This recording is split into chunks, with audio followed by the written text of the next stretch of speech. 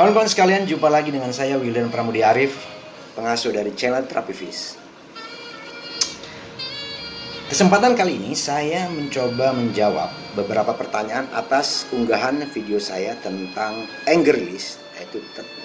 Ketika itu saya membantu seorang klien untuk melepas kemarahan yang sangat intensif. Nah, pertanyaannya begini. Ada pertanyaan atas video itu, apakah setelah diterapi yang bersangkutan atau klien itu menjadi penyabar, atau rasa marahnya itu, kemarahannya itu menjadi hilang?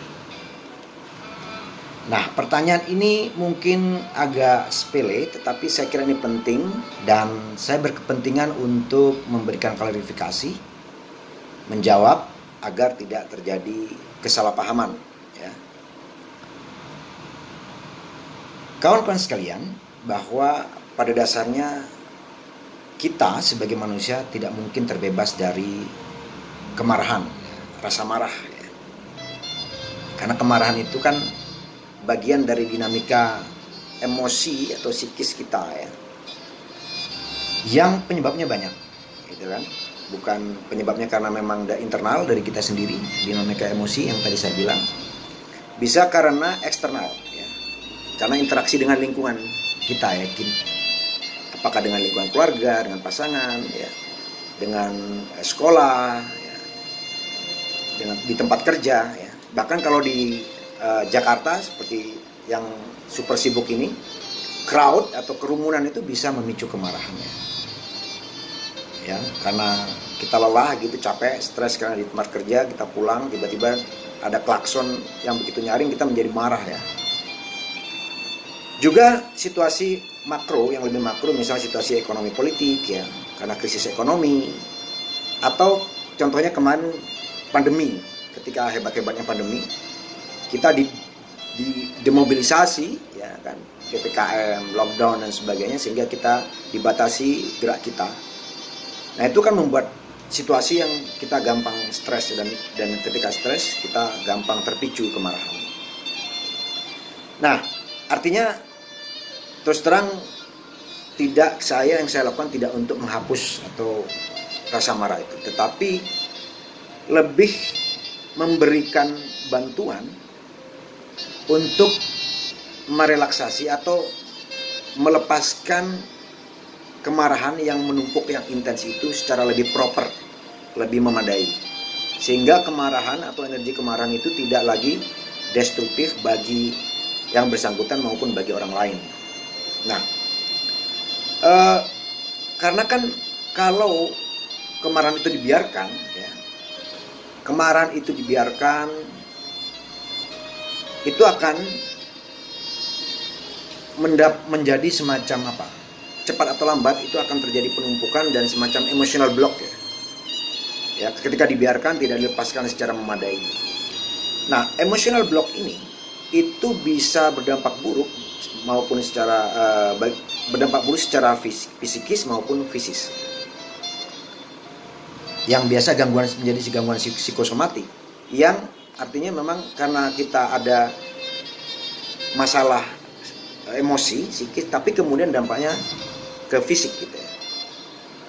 Nah, yang saya lakukan pada dasarnya adalah melepaskan kemungkinan adanya blok-blok emosi itu yang akibat dari kemarahan, ya. Jadi bukan menghilangkan kemarahan, tetapi melepaskan blok-blok kemarahan itu yang bisa mengganggu, memberikan gangguan tertentu kepada fisik.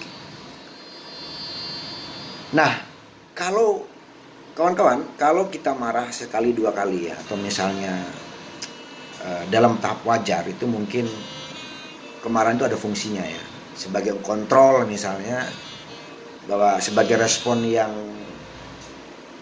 terhadap situasi yang dianggap kita tidak cocok, tidak menyenangkan, atau tidak adil, ya, itu masih oke lah. Tapi kalau ini terjadi terus-menerus, ya, ini yang tidak wajar. Nah, bagi orang yang punya kemampuan atau kecakapan untuk mengelola kemarahan atau melakukan self release atau self healing, entah apapun bentuknya, apakah itu tapping, meditasi, apapun lah ya, itu mungkin kurang menjadi persoalan. Tetapi ada orang yang memang tidak punya kecakapan itu ya. Nah, ini sebetulnya yang saya lakukan. Saya membantu klien untuk melepaskan atau blok kemarahan itu, amarah itu secara lebih proper atau memadai. Nah, kawan-kawan, karena begini, ketika terjadi kemarahan itu kan semacam emosi ya, emosi yang cenderung destruktif kalau itu berlebihan. Emosi itu kan suatu energi yang bergerak, atau ada yang bilang emotion is energy in motion, energi dalam sebuah gerakannya. Nah, kalau ini tidak dilepaskan secara benar, tidak punya kanal atau saluran-saluran yang memadai, ini bisa sangat destruktif bagi diri kita maupun orang lain. Dan bisa jadi menjadi sangat serius terhadap fisik gitu dampaknya. Kasus yang saya tangani, ya, dia seorang karyawan di sebuah perusahaan penerbitan yang ternama di Indonesia. Nah, dia mengalami di sebelah tangan kanannya itu, tangan kanan sebelah kanan, tangan sebelah kanan itu tidak bisa digerakkan, sebelah sikunya sih. Dia jadi selalu nekuk begini. Ya, kalau diluruskan begini atau digerakkan, dia kesakitan yang sangat, gitu ya. Sehingga dia ketika bekerja, ketika menjalankan aktivitas, tangan kanannya kurang berfungsi. Bahkan ketika mau mengenakan pakaian, dia harus dibantu oleh orang lain ya, yaitu istrinya ya. Nah, dari informasi yang diberikan ke saya, sakitnya atau masalahnya itu sudah ditangani, mendapatkan penanganan medis 2 kali ya, gonta-ganti dokter gitu. Tetapi itu pun tidak memberikan dampak yang berarti. Lalu kemudian dia datang ke chiropraktik ya. Pemijatan, pembetulan bone setting ya kalau tidak salah ya. Itu juga tidak bekerja dengan baik, tidak efektif. Lalu herbal sudah, bahkan dia mengatakan dia sudah minum daun salam berikut bunga-bunganya. Dia pikir itu dia terserang asam urat gitu atau pengapuran, tapi itu juga tidak bekerja dengan baik. Terakhir, kata dia, dia mendapatkan bantuan non medis, berupa tenaga dalam. Jadi bantuan tenaga dalam ya, karena memang ada ya beberapa tindakan non medis dengan tenaga dalam tertentu, teknik tenaga dalam tertentu, itu bisa terbantu. Nah, untuk yang terakhir ini, menurut keterangan yang bersangkutan itu cukup terbantu, tetapi setelah beberapa bulan kumat lagi gitu. Jadi dia tidak muncul lagi keluhannya, dan bahkan lebih parah. Nah, dari anamnesa saya itu dengan dia, dari hasil percakapan itu, saya punya dugaan begini. Nah, ini pasti ada blok yang belum diselesaikan ya, blok emosi yang belum terselesaikan. Waktu itu saya tanya begini, Mas, sampean pernah marah besar tidak? Marah, dia agak berkilau, marah kan tuh sering ya. Enggak, maksud saya marah yang sangat besar yang belum pernah, mungkin belum pernah. Dia kaget ya. Dia tanya, kok bisa kamu tahu? Oh, saya nggak tahu, saya cuma tanya pernah tidak? Pernah katanya. Jadi dia menceritakan pada akhirnya kepada saya jadi begini. Dia punya seorang anak gadis yang kuliah di Jakarta.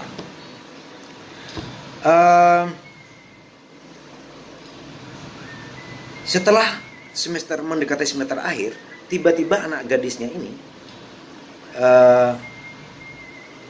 memutuskan berhenti kuliah.